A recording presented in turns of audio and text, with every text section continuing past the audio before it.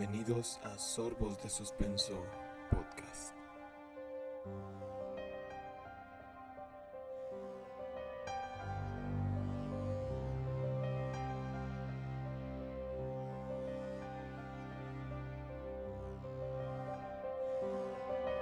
Las malas acciones deben pagarse. Así funciona el mundo de forma ideal, y es responsabilidad del gobierno, de los líderes del pueblo, resguardar a aquellos criminales y alejarlos de la sociedad para evitar que cometan más fechorías hasta haber aprendido su lección. Eso es un mundo ideal. Un mundo en que las cárceles funcionan como lugares de renacimiento, como celdas del arrepentimiento y la reformación mental, así como física, de las personas. Sin embargo, no es así como ocurre realmente. En su mayoría, las prisiones son edificios vacíos, hostiles, llenos de gente peligrosa que, lejos de estar arrepentidos por su penitencia, están ahí madurando sus ideales y pudriendo aún más sus almas.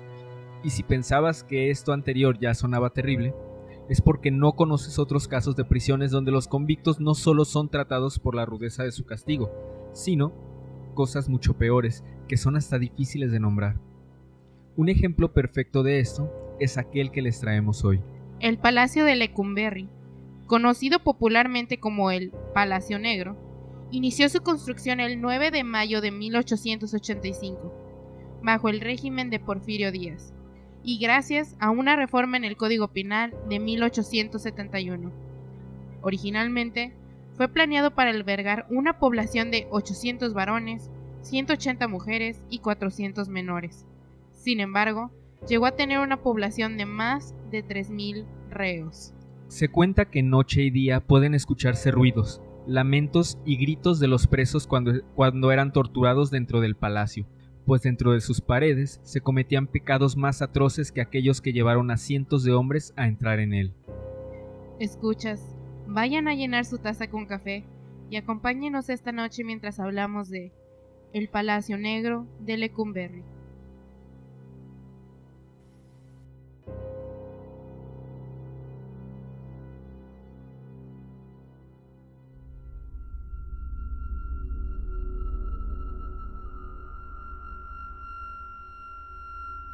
La construcción del Palacio de Lecumberri se dio en el régimen de Porfirio Díaz, como una consecuencia de una reforma realizada al Código Penal de 1871, que planteaba la construcción de un centro penitenciario grande y moderno, donde la arquitectura y poderío económico fuera acorde con la imagen del México que el entonces presidente quería transmitirle al mundo.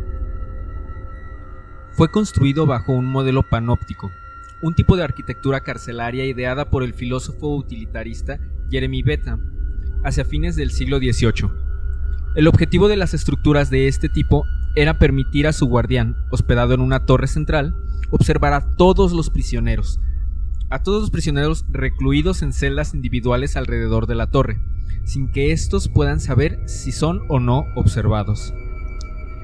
El efecto más importante del panóptico es inducir en el detenido un estado consciente y permanente de visibilidad que garantizaría el funcionamiento automático del poder, sin que ese poder se esté ejerciendo de manera efectiva en cada momento, puesto que el prisionero no puede saber cuándo se le vigila y cuándo no.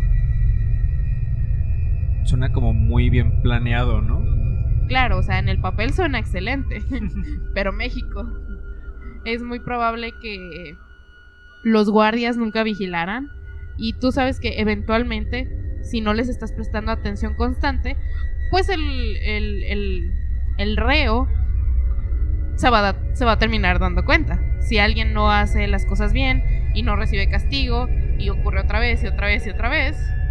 Y bueno, no es por insultar a nadie, pero sabemos que el cuerpo policial de este país tiene ciertas carencias. Bueno, pensemos que en 1900 no era tan malo. Bueno, y aparte estaba Porfirio Bebé en el poder, así que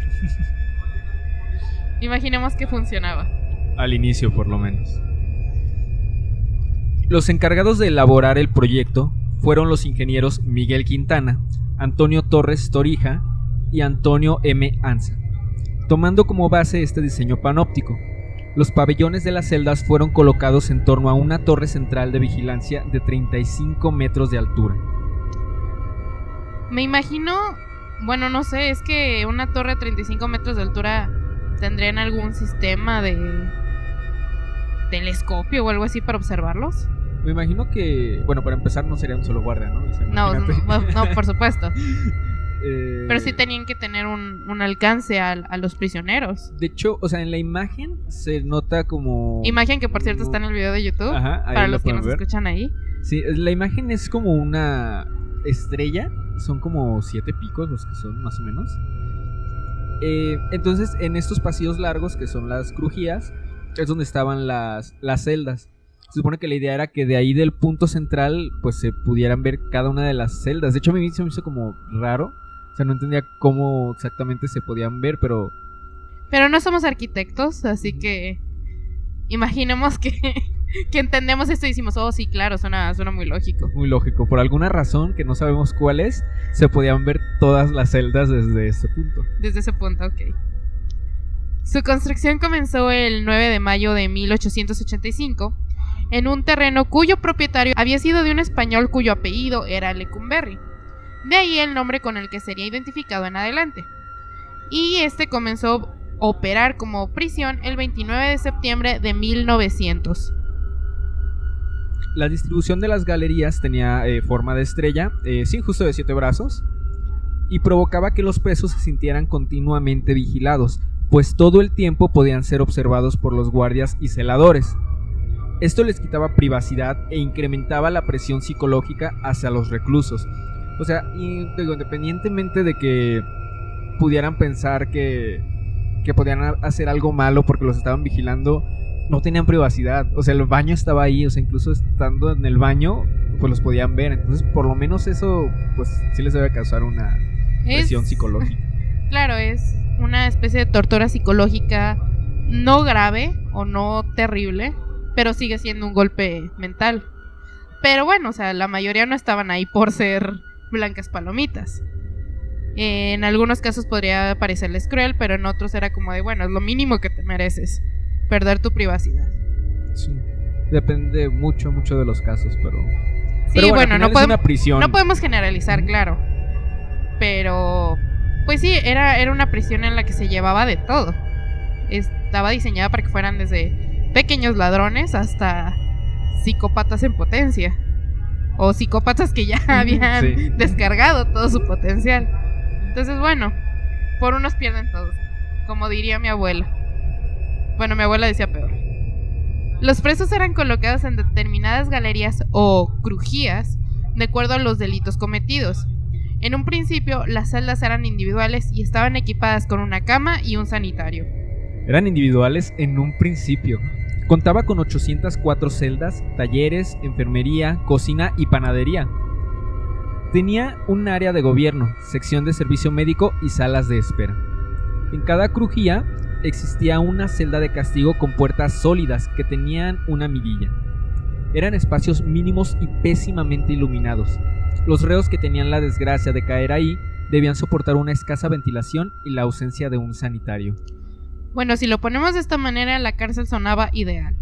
O sea, tenía celdas individuales, lo cual es bastante primermundista, porque de hecho creo que en las cárceles de otros lugares más elegantes, inclusive se tienen compañeros, y hay literas o hay camas comunitarias. Aquí eran para una sola persona, contaban con su propio servicio sanitario, y ve, o sea, tenían hasta panadería. Sí, o sea, en un inicio estaba muy bien planeado, pero pues no sé en qué momento se les salió de las manos y llegaron a tener tantas... En el momento reos. En que México se convirtió en un nido de ratas criminales, básicamente. Durante sus primeros años, el Palacio de Lecumberri funcionó conforme a lo planeado. Sin embargo, el orden y el control en la distribución de los espacios duró muy poco. La sobrepoblación complicó todo, pues aunque la cárcel estaba proyectada para albergar a 996 internos, entre hombres, mujeres y menores de edad, para 1971 llegó a tener alrededor de 3.800 reos. Por supuesto, las celdas dejaron de ser individuales. Un poquito nada más. Cosita de nada. Simplemente era prácticamente 4 veces la capacidad destinada a él. De hecho, algunas de las fuentes que estuve consultando decían que incluso había quienes, o sea, tenían que dormir de pie porque literal no, o sea, no había espacio para acomodarse de otra forma. Digo, a menos de que estuvieran, yo creo que abrazados o algo así, pero pues... Imagínense entrar al tren ligero o al metro, para los que son de otro lugar de México, en hora pico, de eso donde ni siquiera ocupas sostenerte de algo, la misma gente te comprime para que no te puedas mover. Esos son trayectos de aproximadamente 20 minutos, 30 minutos. Imagínense tener que dormir así, en esas condiciones, con ese, o sea, para empezar es el calor humano, es la sensación de sofocación, la sofocación. Una sensación sofocante, digamos. Ok. Y todo eso durante la noche entera, por no decir que podían estar ahí el día completo. Ahí ya la cárcel sí suena un verdadero castigo. Muchos creen que el título de Palacio Negro viene de las atrocidades que se cometieron en este lugar.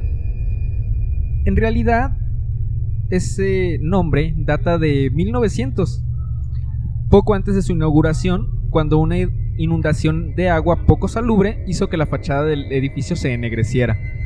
Aunque, pues la verdad también por todo lo que sucedió ahí, no le quedaba nada mal el título. Lecumberri albergó presos, tanto hombres como mujeres, incluso adolescentes y niños hasta 1954, cuando se inauguró la cárcel de mujeres. Desde ese momento solo hubo presos varones. Sin embargo, comenzó a haber una sobrepoblación y se dice que llegaron a haber hasta 20 presos por celda. Imagínate, o sea, una celda que originalmente era para una persona. Sí, o sea, como vengo la analogía del tren, o sea, es hora pico, todos apretujados, ni siquiera tienes cómo sentarte, cómo descansar las piernas, no, ni siquiera puedes hacer una fila para el baño. Así de reducido estaba el espacio, era una cosa tremenda. El Palacio de Lecumberri funcionó como prisión hasta 1975, y según muchos testimonios, este lugar era el infierno en la tierra. La sobrepoblación originó la mayor de las promiscuidades, desatención jurídica a los casos de los internos, pésima alimentación y corrupción en todos los niveles. Esto ya suena más a una cárcel mexicana. Sin ofender a nadie. Conforme había más reos, las condiciones de salubridad fueron en decremento. Los alimentos escasearon, o cuando menos disminuyeron en su calidad. Las instalaciones dejaron de tener mantenimiento adecuado y se dejaron de cubrir las necesidades humanitarias más básicas. Mención aparte merecen las temidas celdas de castigo, que eran espacios mínimos y pésimamente iluminados.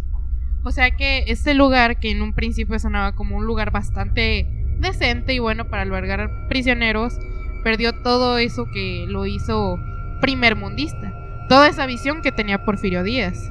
Perdieron servicios básicos como lo que pudo haber sido la enfermería, empezó a haber corrupción, con la corrupción empiezan a haber en los espacios drogas, o sea que empeoran más la situación lejos de mejorarla, y es lo que decíamos al principio.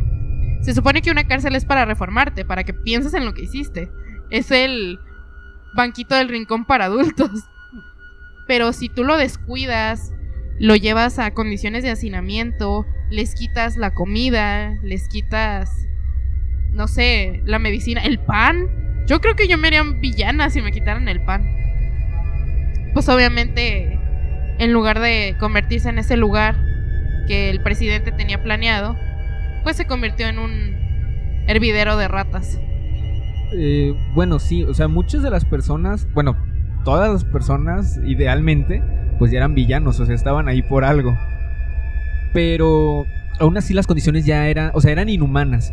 Sí, o sea, ese es el punto, o sea, llegaron por algo malo, pero en esas condiciones no te puedes hacer bueno. Al contrario, yo siento que le tomas un odio más grande a la sociedad y te enojas, y por qué estoy aquí, y de repente las pocas, no sé, amistades o familiares que puedes tener allá adentro, imagínate, comienzan a tener problemas de salud, comienzan a consumir drogas, hay problemas, hay bueno, no casos tal cual específicamente aquí, pero se sabe que si hay abuso de poder con la policía, todos terminan perdiendo, ¿no? Porque el policía quiere pasarse de listo, quiere sacarles el poco dinero que tienen o que les pueden llevar, y terminan envueltos en peleas, en torturas innecesarias. Bueno, de hecho ninguna tortura es necesaria, ¿verdad? Pero ¿saben a qué me refiero? Yo creo que el mayor problema era la sobrepoblación, para empezar. Sí. Pero junto con eso era la corrupción. O sea, la corrupción en todos los niveles, porque teniendo corrupción, básicamente tienes como todo lo malo que has escuchado de una cárcel. Que hay violaciones, que los golpean, que... O sea, todo lo malo. Sí, o sea, desde que un funcionario no está haciendo su trabajo y solo se está sacándole provecho a la situación de esta gente, que sí, eran criminales, pero aún así son humanos y merecen un trato, pues, decente, cuando menos. Humano, por lo menos. Ajá. No merecen ser mancillados de la forma en la que, pues, parece ser que lo eran, continuamente. Uno de sus capítulos más oscuros está relacionado con el movimiento estudiantil de 1968, pues muchos de sus miembros, principalmente estudiantes de la UNAM y del Instituto Politécnico Nacional, fueron encarcelados, torturados y asesinados dentro de sus instalaciones. Para los que no estén familiarizados, o si hay alguien que nos escucha fuera de México, que nos encantaría, ojalá, el movimiento estudiantil del 68 fue uno de los episodios más trágicos y horribles en la historia de nuestro país, donde varios estudiantes estaban demandando condiciones al gobierno, y estos eran reuniones pacíficas en su mayoría, o sea, eran meetings donde había carteles y gritos y todo, pero no atacaban a funcionarios o edificios. Y sin embargo, el presidente de aquel entonces, Díaz Ordaz, mandó encerrarlos en una de las plazas más grandes, creo, de Ciudad de México, y mandó una aniquilación total. Muchos funcionarios públicos se vieron involucrados en esto. Obviamente la pérdida humana fue tremenda, porque esta plaza está rodeada de edificios, y edificios familiares, o sea, donde vivían desde abuelitas solas hasta familias enteras, y por órdenes de este señor todos fallecieron. Fueron asesinados. Bueno, sí, fueron asesinados brutalmente.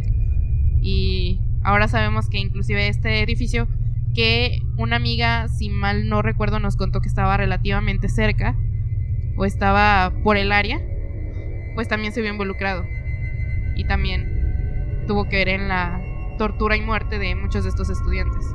Al final fue una matanza.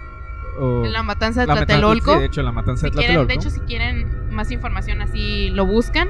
La matanza de Tlatelolco. Y pues sí, o sea, fue organizada pues directo por el gobierno, fue dirigida a la población, o sea, a los estudiantes principalmente. Y pues sí, aquí el Palacio Negro de Lecumberri también fue uno de los sitios a donde se les llevó a algunos de estos estudiantes, se les torturó y se les asesinó. Claro, porque combatir al narco de esa forma es muy cruel y da un mal ejemplo, pero contra estudiantes aparentemente estaba perfecto. Ok, ahorita vamos a entrar en lo que es una sección de curiosidades del lugar, pues simplemente para conocer un poquito más de lo que se hizo, de lo que se decía de este lugar, de esta prisión. En los más de 60 años que funcionó como cárcel, el Palacio de Lecumberri contó con varios presos célebres. Algunos de ellos fueron José Agustín, David Alfaro Siqueiros, William Burroughs, Gregorio Cárdenas, el estrangulador de Tacuba, José Revueltas, Alberto Aguilera Valadez, mejor conocido como Juanga, Ramón Mercader, el asesino de León Trotsky, Álvaro Mutis y nuestro querido Pancho Villa.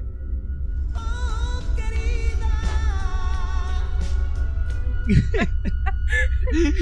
que mucha risa. Que Juan Gabriel estuviera. No sé exactamente. Se los debemos el por qué Juanga estuvo aquí. Creo que leí que había sido algo de robo, pero la verdad no estoy seguro. Si a alguien le gusta su o alguien música, vio la su historia o conoce su biografía, Hasta que te encuentre o algo así, se llama su serie autobiográfica. Tal vez ahí. Por favor, sean libres, siéntanse libres de contarnos esa historia. Aún y cuando el palacio operaba como prisión, funcionó también como locación para varias películas. Una de ellas, Nosotros los Pobres, protagonizada en 1949 por Pedro Infante. Un clásico del cine mexicano, honestamente. Todos recordamos al querido Torito. Dentro de este lugar se se planearon 2 fugas. La primera fue la de Alberto Sicilia Falcón y sus secuaces, que salieron por un túnel que daba a la avenida Héroe de Nacosari. El otro fue el narcotraficante estadounidense Dwight Walker, que en 1975 escapó disfrazado de mujer. Muy creíble, por supuesto. Pues es que estadounidense, quién sabe, ¿no? México nunca deja de decepcionarnos. O sea, es como de... no, yo no ser él, yo soy una mujer. Así me imagino con peluca y labial y... ¿Sabes? Se viene a la mente a Francis de Malcolm el del medio, cuando se imagina Lois que si hubiera tenido hijas y que pues es el mismo actor pero pues vestido de mujer. Algo así me imagino. Lo siento, nunca vi Malcolm. ¿En serio? No. No manches, no pues... Oigan, ¿se cancela el podcast? Sí, ya sé, yo me voy a dejar sola. No sé, yo me lo imaginé como esos programas donde... Oiga, ¿usted ha visto tal? Y se ponen un bigote y no, señor, yo soy Pancho. Y es como de, disculpe, buen caballero, continúe su camino. Pues algo así, porque pues es que sí, al final pues es México, ¿no? México. Aunque la fuga de Alberto Sicilia fue la causa de cierre del Palacio Negro como prisión. Alberto Sicilia Falcón, oriundo de Cuba, dejó la isla cuando triunfó la revolución de Fidel Castro. Vino a México después de estar en Estados Unidos e inició una operación de tráfico de drogas. Su base se encontraba en Tijuana en los años 70. Su red de tráfico se extendió por la Unión Americana y México. Fue uno de los primeros grandes narcotraficantes durante el mandato de Luis Echeverría, además de haber sido un agente de la CIA. Tras ser capturado en México, pasó un tiempo en el Palacio Negro de Lecumberri, donde debía de cumplir su sentencia. Sin embargo, el 26 de abril del 76 se escapó de prisión. Su operación sonará familiar, pues cavó un túnel de varias decenas de metros que iban desde la prisión en el corredor L. Cuando los custodios se dieron cuenta, encontraron el agujero por el cual se había fugado. Era de 80 centímetros de diámetro y, al investigarlo, se encontraron con herramientas, soportes para el túnel de acero, una instalación eléctrica, sierras y demás tipos de utensilios para la excavación. El túnel terminaba en una casa que había sido comprada unos meses antes en la calle Tercera Cerrada de San Antonio, Tomatlán. La fuga de Alberto Sicilia Falcón en abril del 76 fue la gota que derramó el vaso y propició que el presidente Luis Echeverría ordenara el cierre y desalojo de esa penal. O sea, me imagino a la esposa de este güey yendo con un pastel y una sierra en medio. O sea, ¿cómo más metes sierras, soportes, herramientas? Ay, México. O sea, y eso es lo que ya dio al cierre de este lugar, porque el gobierno de México literal quedó en ridículo. Precisamente por la forma, sí, o sea, por la forma en la que se escapó. Digo, no sé si era peor o el que se escapó disfrazado de mujer, pero que digamos, también es ridículo, seamos pues honestos. Sí, pero digamos que, o sea, todavía, o sea, tuvieron el tiempo porque era él y sus secuaces, que creo que eran como 4 personas como más. Villanos de caricatura. Ajá, bueno, por utilizar esa palabra, pero pero bueno, o sea, todavía tuvieron el tiempo de cavar un túnel. O sea, regresamos al inicio, que se suponía que la idea de esta prisión era que fueran vigilados todo el tiempo. Y es aquí cuando regresa mi teoría de que el cuerpo policial no es el más eficaz aquí. Bueno, ya habían pasado 76 años. Lo único que le faltó a esta historia es que hicieran el túnel con una cuchara. Espera, no es cierto. Bueno, es lo único que les hacía falta, pero de verdad, o sea, ¿cómo metieron sierras y todo eso? Y nadie, no nos dimos cuenta, perdón. Bueno, recordemos que también a este punto ya había corrupción por todos lados, había sobrepoblación. Pues sí, pero precisamente eso fue lo que dijeron, no, pues es que la cárcel no está sirviendo de nada. O sea, dejamos a alguien cavar un túnel. Es más, ese túnel se cavó más rápido que el que está haciendo para la línea 3 del tren ligero. Mucho más rápido. Es más, este hombre escapó en mucho menor tiempo de lo que nuestra línea 3 está terminando. Chiste para los de Guadalajara. El destino de Lecumberri fue motivo de diversas especulaciones. Algunos pidieron que el edificio se demoliera por las malas vibras, otros que se conservara por su valor histórico. Uno de los proyectos que más resonancia encontró en los periódicos El Excelsior y El Nacional fue la creación de la Alameda Oriente y un centro de desarrollo de la comunidad del Instituto Nacional de la Infancia, idea que nunca fructificó. En mayo de 1977 se determinó, gracias a la visión de Jesús Reyes Heroles, entonces secretario de Gobernación, que el Palacio Negro se convirtiera en la nueva sede del Archivo General de la Nación. 6 años después, el 27 de agosto del 82, inició sus labores como sede depositaria de la memoria histórica de México. Bueno, hasta aquí y pues casi todo este episodio es como más histórico. Es un poco de cultura para nosotros, porque este edificio está en nuestro país y estoy segura de que muchos de nosotros no lo conocíamos. Yo no lo había escuchado hasta que mi compañero Efren mencionó la idea de hablar de este lugar. Yo había leído un libro de niño, o sea, un libro de historias de terror y venía sobre el Palacio Negro de Lecumberri. La verdad es que por eso me interesó que hiciéramos este episodio. Lamentablemente yo recuerdo que en ese libro que leí contaba cosas como un poco más terroríficas, pero estuve buscando por todo internet y la verdad no encontré muchas historias. Hay una leyenda que es la principal, la que se encuentra más desarrollada en el internet. Se las vamos a contar en un momento. Pero bueno, al final decidimos incluir el episodio porque pues hablamos de cualquier cosa que sea relacionada al tema. Y a pesar de que muchas historias que tal vez que se digan sobre este lugar puedan ser falsas, pues está interesante conocer. Y sí, se decía que el lugar era un lugar donde los presos eran torturados. Y a pesar de que no encontramos buena información, o sea, información de calidad, que tuviera cuando mínimo testimonios, bueno, por eso mismo preferimos no incluirlo. Pero sabemos que es muy probable que eso fuera cierto, que si hubiera mucho abuso de autoridad y tortura hacia los criminales, tristemente los más débiles. Bueno, de hecho este último sí no está en duda. Hay películas y hay libros por ejemplo, de José Revueltas tiene un libro que se llama, no recuerdo si era de él, El Lapando, que así le llamaban de hecho a las celdas de castigo.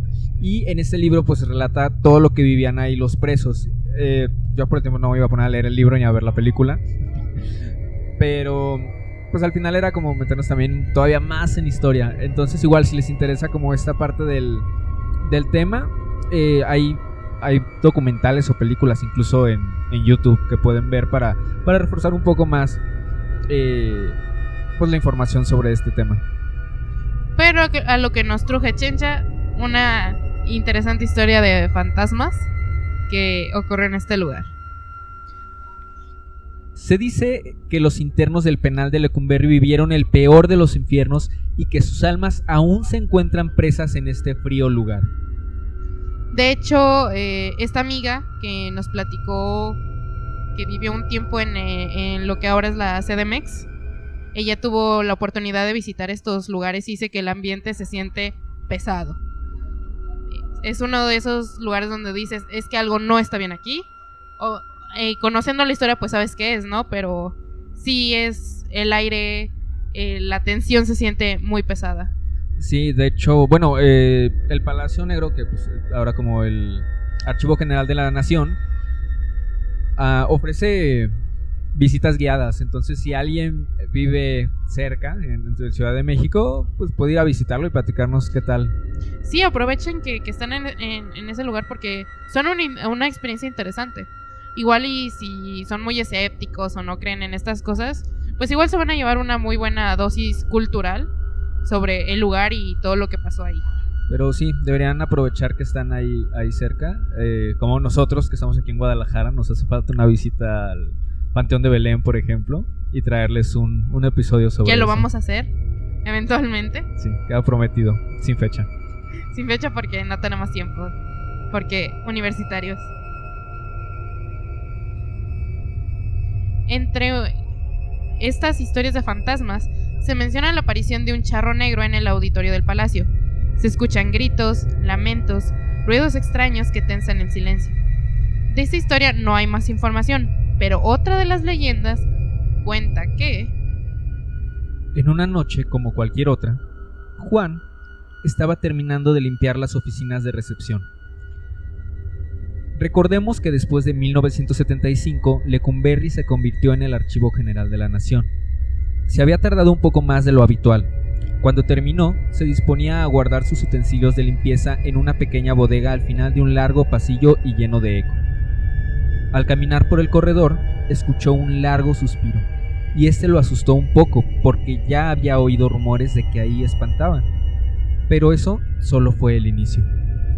En una banca afuera de la recepción, se encontró con un hombre sentado en una silla.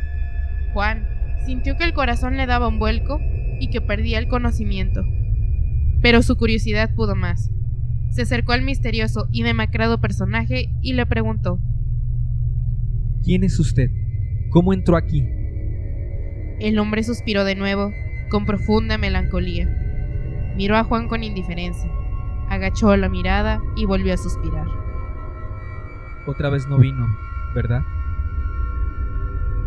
¿No vino quién?, preguntó Juan. Amelia, no vino. ¿Usted no la vio?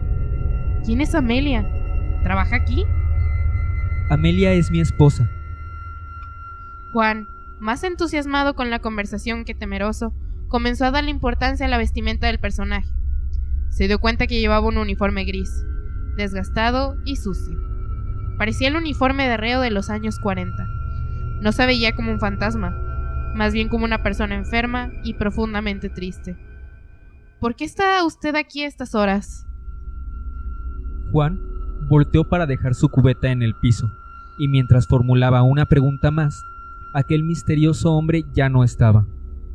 Cuando cayó en la cuenta de que estaba sosteniendo una conversación con una persona no existente, casi pierde el conocimiento.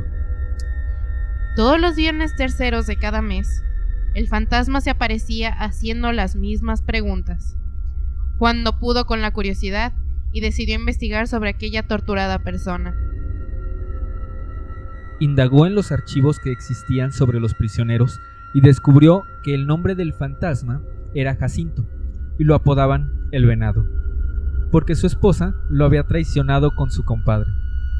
Por si esto fuera poco, a Jacinto lo vendaron, como dirían por ahí, ya que su compadre y la infiel esposa lo culparon de robo y asesinato. Juan descubrió que aquel triste hombre había comenzado a trabajar con una rica mujer haciendo reparaciones en su casa, por lo que usando las llaves de Jacinto, los adúlteros entraron a la casa para robar y matar a la señora.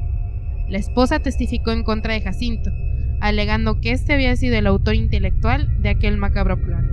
El Venado no quería que culparan a su esposa, por lo que aceptó los cargos con la falsa promesa de amor eterno de Amelia. Jacinto se sumergió en una profunda tristeza. La esperó cada viernes de visita, pero jamás la volvió a ver. El prisionero no estuvo mucho tiempo en Lecumberri, pues a los 2 meses y medio se quitó la vida colgándose del segundo piso del pabellón 4, justo el pasillo que colindaba con el pasillo en donde Juan tenía que guardar sus cosas de limpieza. ¡Qué perra la Amelia! Conclusión. Conclusión. Sí, la verdad es que esta historia es... Más que estar asustada, estoy triste. Sí, es Pobre muy triste. Jacinto. Pobre señor. De hecho, en otras de las fuentes que había leído de esta historia, pues contaban que al final Juan, al encontrarse nuevamente con el fantasma, creo que le decía que estaba muerto, algo así. El chiste es que a partir de ese momento el fantasma de Jacinto dejó de aparecerse. Como que solo le faltaba que alguien le dijera, ¿no? Oye, estás muerto. Sí, perdón. Nomás sí es cierto, déjame voy al cielo. No, la verdad no recuerdo si le decía que estaba muerto o creo que le decía algo sobre su esposa. No recuerdo bien. ¿Que su esposa era una desgraciada? A lo mejor... sí, tal vez era eso, porque al final... Bueno, no, es cierto, él debía saberlo porque pues estaba en la cárcel. O sea, pero qué buen hombre, se echó la culpa por su esposa. Bueno, digamos... Bueno, sí, o sea, entre que es bueno y entre que pues se pasó de idiota, pero bueno. Espero que Amelia se esté pudriendo en el infierno. Sí, ojalá.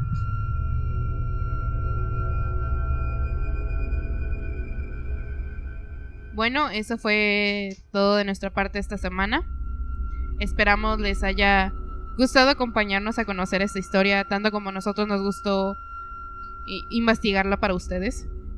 Esperamos que, aunque haya sido un poco más historia que otra cosa, les haya gustado. Esperamos sus comentarios, saben que son bienvenidos.